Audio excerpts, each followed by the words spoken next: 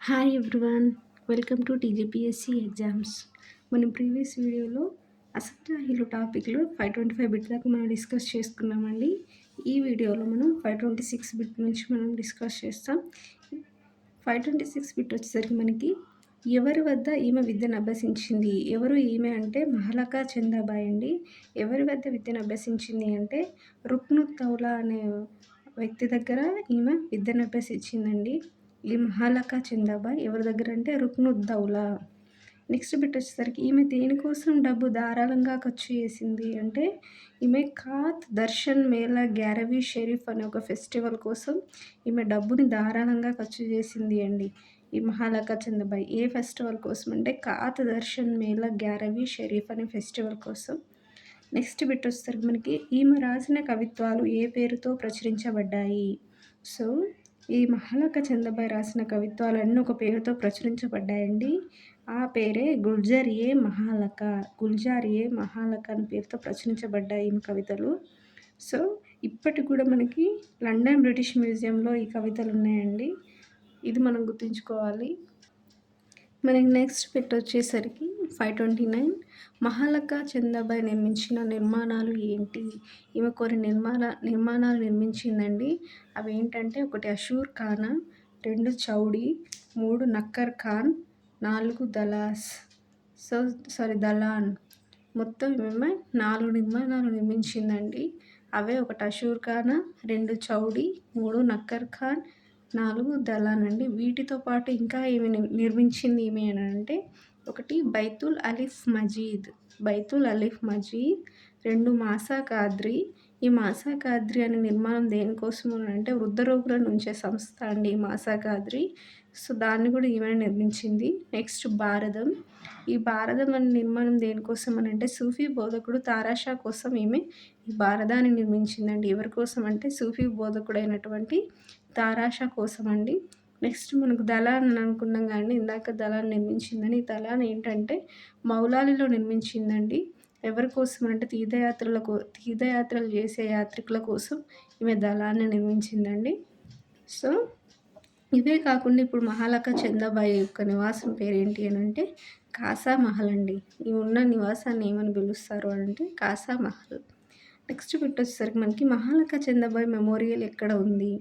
So ఈమె మహాలకా చందాబాయి చనిపోయిన తర్వాత కూడా ఈమెను ఇక్కడనే ఖననం చేశారండి. ఆమె మెమోరియల్ ఎక్కడ ఉంది అంటే మౌలాలిలో ఉందండి. ఎక్కడ అంటే మౌలాలి.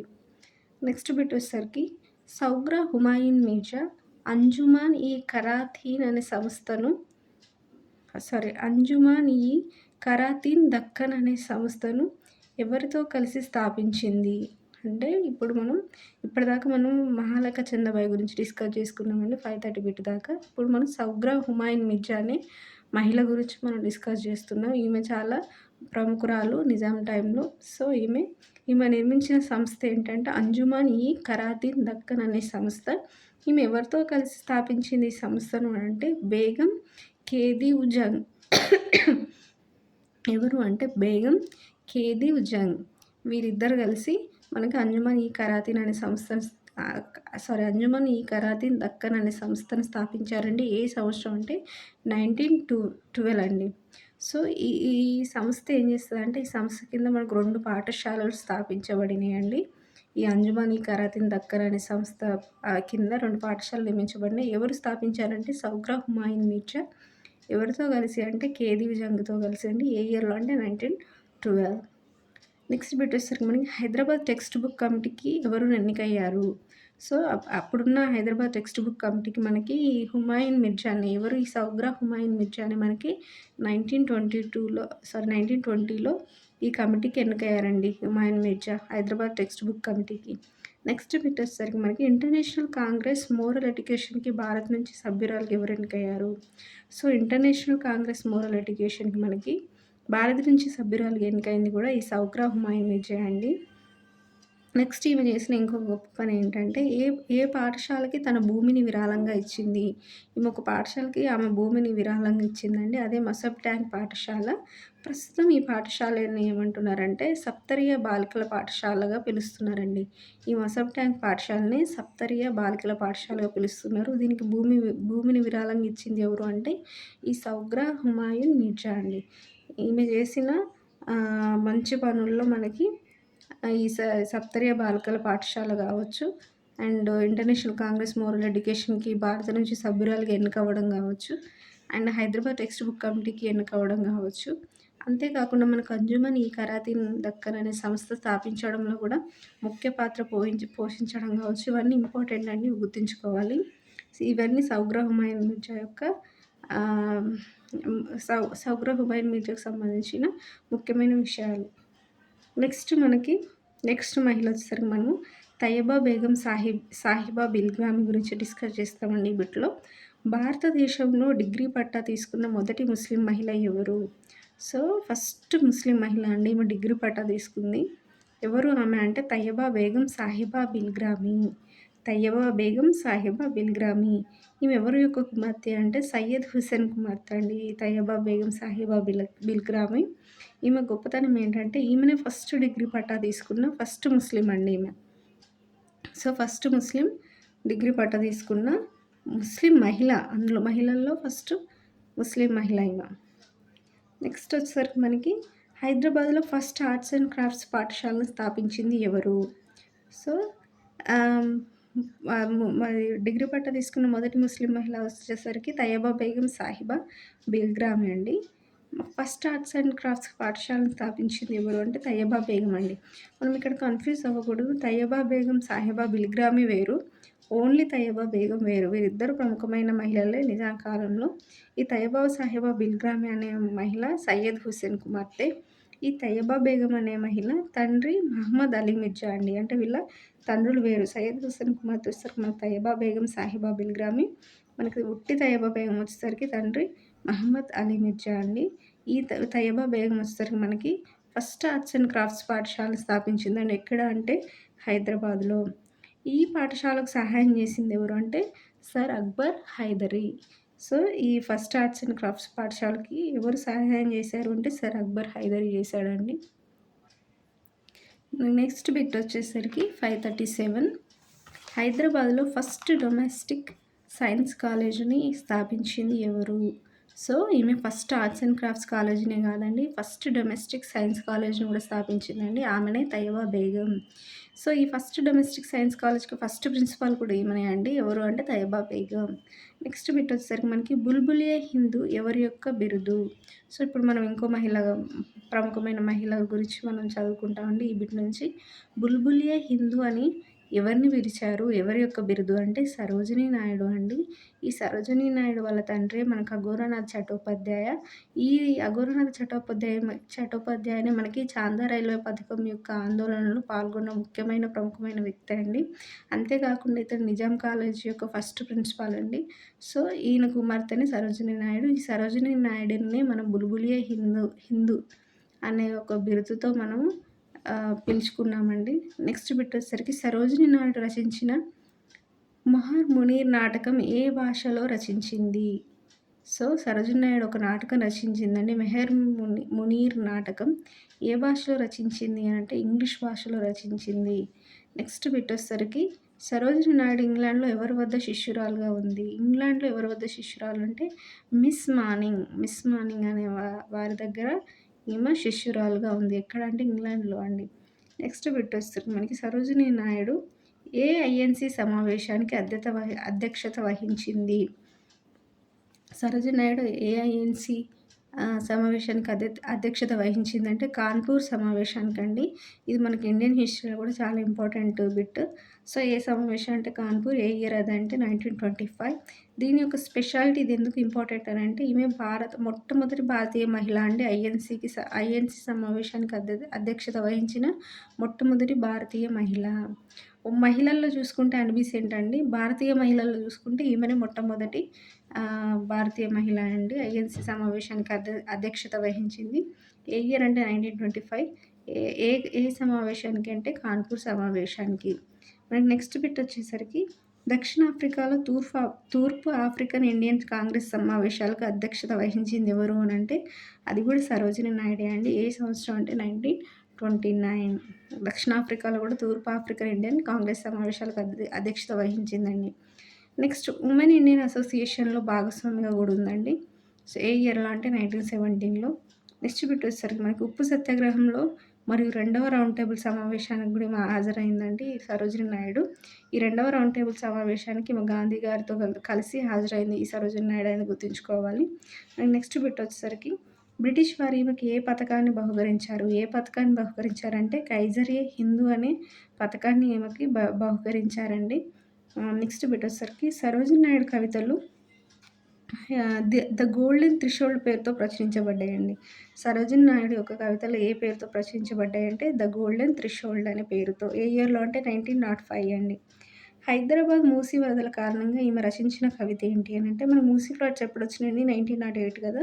సో, ఆ టైంలో ఈమె రచించిన కవిత 'టియర్స్ ఆఫ్ అసఫ్' అంటే ఆ మూసీ వరదలొచ్చిన ఆహ్, టైంలో ఈమె రాసిన కవిత అండి. 'టియర్స్ ఆఫ్ అసఫ్' అంటే మనకి అంటే ఆ మూసీ వరదల కారణంగా అప్పుడున్న అసఫ్‌జా బాధపడుతున్నాడు అని అర్థం వచ్చేలాగా 'టియర్స్ ఆఫ్ అసఫ్' అని ఈమె ఈ కవిత రాసిందండి.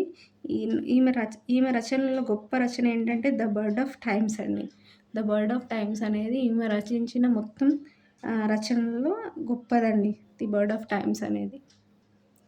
మనకి నెక్స్ట్ బిట్ వచ్చేసరికి సరోజిని నాయుడు కూతురు పేరేంటి? సో, మన 548 బిట్ వచ్చేసరికి సరోజిని నాయుడు కూతురు పేరేంటంటే పద్మజ నాయుడు అండి. ఈ పద్మజ నాయుడు కూడా మనం అప్‌కమింగ్ వీడియోస్‌లో డిస్కస్ చేస్తాం. ఈమె కూడా చాలా ఇంపార్టెంట్ వ్యక్తి. సో, సరోజిని నాయుడు కూతురు పేరేంటని గుర్తుంచుకోండి. పద్మజ నాయుడు. నెక్స్ట్ బిట్ వచ్చేసరికి ప్రిన్సెస్ దురేషహర్ స్థాపించినవి ఏంటి? ఈమె కూడా ప్రముఖమైన మహిళ అండి నిజాం కాలంలో. ముఖ్యమైన మహిళ. ఈ దురేషహర్ మనకు అజంజా భార్య అండి. ఈ అజంజా ఎవరంటే 7వ నిజాం యొక్క మొదటి కొడుకు. సో, ఆయన భార్య అయినటువంటి ప్రిన్సెస్ దురేషహర్ ఏమేమి స్థాపించింది అంటే ఫస్ట్ ఎయిర్‌పోర్ట్ స్థాపించిందండి. ఏ సంవత్సరంలో అంటే 1904. ఫస్ట్ ఎయిర్‌పోర్ట్ ఎప్పుడంటే 1904లో స్థాపించింది హైదరాబాద్‌లో. Next Osmania hospital, children and general hospital కూడా మనకి ప్రిన్సెస్ దురేషహర్ స్థాపించిందండి. అంతేకాకుండా సిల్వర్ జూబ్లీ మ్యూజియాన్ని కూడా ఈమె స్థాపించిందండి. సో, ప్రిన్సెస్ దురేషహర్ అనే మహిళ ఈ అజంజా యొక్క భార్య అయినటువంటి ప్రిన్సెస్ దురేషహర్ ఏమేమి స్థాపించిందంటే first airport, Osmania hospital, children and general hospital, silver jubilee museum అండి. నెక్స్ట్ బిట్ వచ్చేసరికి మనకి నీలోఫర్. ఈ నీలోఫర్ ఎవరు అంటే మొజంజా భార్య అండి. ఈ మొజంజా 7వ నిజాం యొక్క రెండవ కుమారుడు. సో, రెండవ కుమారుడు భార్య అయినటువంటి నీలోఫర్ కట్టించింది ఏంటంటే నీలోఫర్ ఆసుపత్రి అండి. ఆమె పేరు మీదనే నీలోఫర్ ఆసుపత్రి ఏర్పాటు చేయబడింది. ఈ నీలోఫర్ యొక్క గొప్పతనం ఏంటంటే ఈమె టైంలో ప్రపంచంలో ఉన్న 10 మంది అందగత్తెలలో ఈమె ఒకరండి ఈ నీలోఫర్. ఆమె టైంలో అప్పుడున్న ప్రపంచంలోనే ఉన్న 10 మంది అందగత్తెలలో ఈమె ఒకరు అని ప్రసిద్ధి అండి ఈ నీలోఫర్. నెక్స్ట్ బిట్ వచ్చేసరికి మనకి దెహ్మీనాబాయి దాగే స్థాపించినవి ఏంటి? ఈ దెహ్మీనాబాయి దాగే అనే మహిళ కూడా మనకి ఇంపార్టెంట్ మహిళ అంటే నిజాం టైంలో. ఈమె స్థాపించింది ఏంటి? దెహ్మీనాబాయి దాగే అంటే 1950లో హైదరాబాద్ చిల్డ్రన్ సొసైటీ, నెక్స్ట్ 1955లో రాధాకిషన్ హోమ్. ఈ రాధాకిషన్ హోమ్ అనేది అనాథాశ్రమం అండి. ఈ 2 సంస్థలని మనకి దెహ్మీనాబాయి దాగే స్థాపించిందండి. నెక్స్ట్ బిట్ వచ్చేసరికి రూప్‌ఖాన్‌పేట రత్నమ్మ. ఈ రూప్‌ఖాన్‌పేట రత్నమ్మ ఈ తరం మొదటి రచయిత్రిగా పిలువబడ్డదండి. ఈ తరం మొదటి రచయిత్రిగా పిలువబడ్డది ఎవరు అంటే రూప్‌ఖాన్‌పేట రత్నమ్మ. ఈమె రచించిన రచనలు ఏమిటంటే వెంకటరమణ శతకం, శ్రీనివాస శతకం. ఇవి 2 ఈమెనే రచించిందండి. ఎవరు అంటే రూప్‌ఖాన్‌పేట రత్నమ్మ, వెంకటరమణ శతకం అండ్ శ్రీనివాస శతకం. గ్రంథాలు ఏంటి ఈమె రాసిందంటే బాలబోధ, దశావతార వర్ణన, శివకుమార విజయము. ఇవి ఈమె రచించిన గ్రంథాలు. రచనలు వచ్చేసరికి వెంకటరమణ శతకం, శ్రీనివాస శతకం. ఈ రూప్‌ఖాన్‌పేట రత్నమ్మనే మనం ఈ తరం మొదటి రచయిత్రిగా పిలుచుకున్నాము. నెక్స్ట్ బిట్ వచ్చేసరికి ఇల్లందుల సరస్వతీదేవి రచనలు. ఈమె ఇంకొక ప్రముఖ మహిళ అండి నిజాం కాలంలో. ఈమె రచనలు ఏంటి అంటే తేజోమూర్తులు, స్వర్ణ కమలాలు, జాతిరత్నాలు, నారీ జగత్తు. ఇల్లందుల సరస్వతి యొక్క ముఖ్యమైన రచనలు. నెక్స్ట్ బిట్ వచ్చేసరికి యల్లాప్రగడ సీతాకుమారి అండి. ఈమె కూడా ఇంకొక ప్రముఖ మహిళ. ఈ ప్రముఖ మహిళ అయిన యల్లాప్రగడ సీతాకుమారి ఆంధ్ర యువతి మండలి స్థాపకుల్లో ఒకరండి ఈమె. ఏ స్థాపకులలో ఒకరు అంటే సో, యల్లాప్రగడ సీతాకుమారి అనే మహిళ మనకి ఆంధ్ర యువతి మండలి స్థాపకుల్లో ఒకరండి. అంతేకాకుండా ఈమె ఏంటంటే సికింద్రాబాద్‌లోని కీస్ హై స్కూల్‌లో ఉపాధ్యాయురాలుగా పనిచేసిందండి ఈమె. ఈమె రచనలు వచ్చేసరికి మనకి ముఖ్యంగా 'ఉజ్వల నారి', 'కోడిగుంపటి', 'తెలివైన ఘట్టం'. ఈమె రచించిన నాటికలు ఏంటి అంటే 'మంచుకొండల్లో మహిళ', 'నేను మా బాబు', 'కులమా ప్రేమ' ఇవన్నీ ఈమె నాటికలండి. ఈమె రచించిన నాటికలు.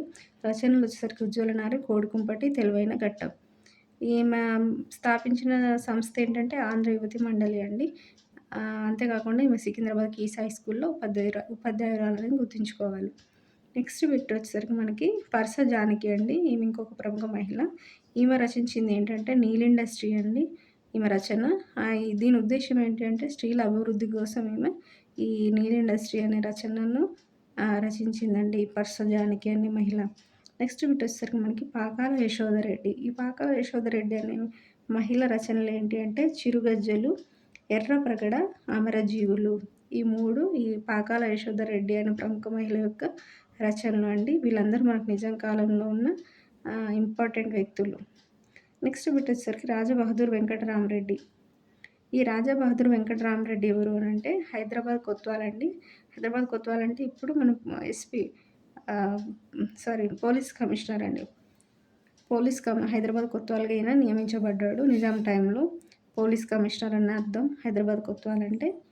ఈయన ఈయన యొక్క ఇంపార్టెన్స్ ఏంటి అంటే ఈయన ఫస్ట్ అండ్ లాస్ట్ హిందూ అండి. హైదరాబాద్ కొత్వాల్ స్థానంలో నియమించబడిన ఫస్ట్ అండ్ లాస్ట్ హిందూ ఈయననే. అంటే ఆయన ముందు, ఆయన తర్వాత ఈ హైదరాబాద్ కొత్వాల్‌గా పనిచేసింది అందరూ వేరే మతానికి చెందినవారు. సో, ఈయననే first and last Hindu Hyderabad Kotwal police కమిషనర్‌గా పనిచేసింది. ఈ రాజా బహదూర్ వెంకటరామరెడ్డి యొక్క బిరుదులు ఏంటి అంటే రాజా బహదూర్. ఈ రాజా బహదూర్ అనేది ఎవరిచ్చారు ఈయనకు బిరుదు అంటే నిజాం గవర్నమెంట్ అండి. నెక్స్ట్ వచ్చేసరికి ఆర్డర్ ఆఫ్ బ్రిటిష్ ఎంపైర్. ఈ ఆర్డర్ ఆఫ్ బ్రిటిష్ ఎంపైర్ బిరుదు ఇచ్చింది ఎవరు అంటే British government.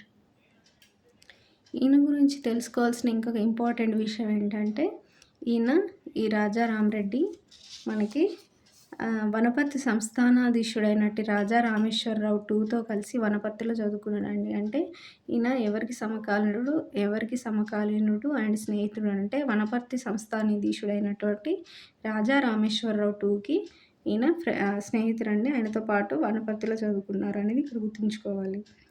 Next last bit వచ్చేసరికి మనకి నవాబ్ అలీ యావర్ జంగ్ ఎక్కడ పుట్టినాడు అని అంటే హైదరాబాద్లో జన్మించాడండి. ఎవరు నవాబ్ అలీ యావర్ జంగ్. ఈయన ఉస్మానియా యూనివర్సిటీకి, అలీగఢ్ యూనివర్సిటీకి వైస్ ఛాన్సలర్గా పనిచేశాడండి ఈ నవాబ్ అలీ యావర్ జంగ్. సో, అంతేకాకుండా ఈయన విదేశీ రాయబారిగా కూడా పనిచేశాడు. మహారాష్ట్ర గవర్నర్గా కూడా పనిచేశాడు. సో, ఈయనకు 1977లో మనకి పద్మవిభూషణ్ అవార్డు ఇచ్చారండి. నవాబ్ అలీ యావర్ జంగ్‌కి పద్మవిభూషణ్ అవార్డు ఎప్పుడు వచ్చిందంటే 1977. ఈయన పోషించిన ప్రముఖ ఏమంటారు ఈయన ఏమేమి వాటికి పనిచేశాడంటే ఉస్మానియా యూనివర్సిటీకి వైస్ ఛాన్సలర్గా, అలీగఢ్ యూనివర్సిటీకి వైస్ ఛాన్సలర్గా పనిచేశాడు. అంతేకాకుండా విదేశీ రాయబారిగా, మహారాష్ట్ర గవర్నర్గా కూడా ఈయన పనిచేశాడండి. ఎవరు అంటే నవాబ్ అలీ యావర్ జంగ్. మనకి ఇక్కడితో అసఫ్ జాహీల టాపిక్ అనేది కంప్లీట్ అయిపోయిందండి 558 బిట్‌తో. సో ఫ్రెండ్స్, మనం ఏంటంటే అసఫ్ జాహీల టాపిక్ అనేది చాలా పెద్ద టాపిక్, ఎక్కువ వెయిటేజ్ ఉన్న టాపిక్ మనకి. తెలంగాణ టీజీపీఎస్సీ ఎగ్జామ్స్ ఏవి చూసుకున్నా మన గ్రూప్స్ అన్నింటిలో గ్రూప్ 1 కానీ, 2 కానీ, 3 కానీ, 4 కానీ. సో, మనకి తెలంగాణ హిస్టరీలో ఎక్కువ వెయిటేజ్ ఉన్న టాపిక్ మోడర్న్ హిస్టరీ అండి. Telangana modern history. ఆ తెలంగాణ మోడర్న్ హిస్టరీలో మళ్ళీ ఇంకా ఎక్కువ వెయిటేజ్ ఉన్న టాపిక్ మనకు అసఫ్ జాహీలో అండి. అసఫ్ జాహీలో నుంచి మనకి ఎక్కువ మార్క్స్ కవర్ చేయబడుతుంది. మనం ఏ ఎగ్జామ్ చూసుకున్నా కానీ, గ్రూప్స్ కానీ, ఇంకా ఇతర ఎగ్జామ్స్ చూసుకున్నా కానీ. సో, ఇంత పెద్ద టాపిక్‌ని నేను చాలా సింప్లిఫై చేసి ఓన్లీ ఇంపార్టెంట్ వాటిని చాలా క్లుప్తంగా ఏ ఒక్క ఇంపార్టెంట్ బిట్ మిస్ అవ్వకుండా నేను మన 558 బిట్స్‌లో నేను ఈ టాపిక్ మొత్తాన్ని కవర్ చేశానండి. ఇది నేను ఖచ్చితంగా అందరికి ఉపయోగపడుతుందని అనుకుంటున్నానండి. Thank you.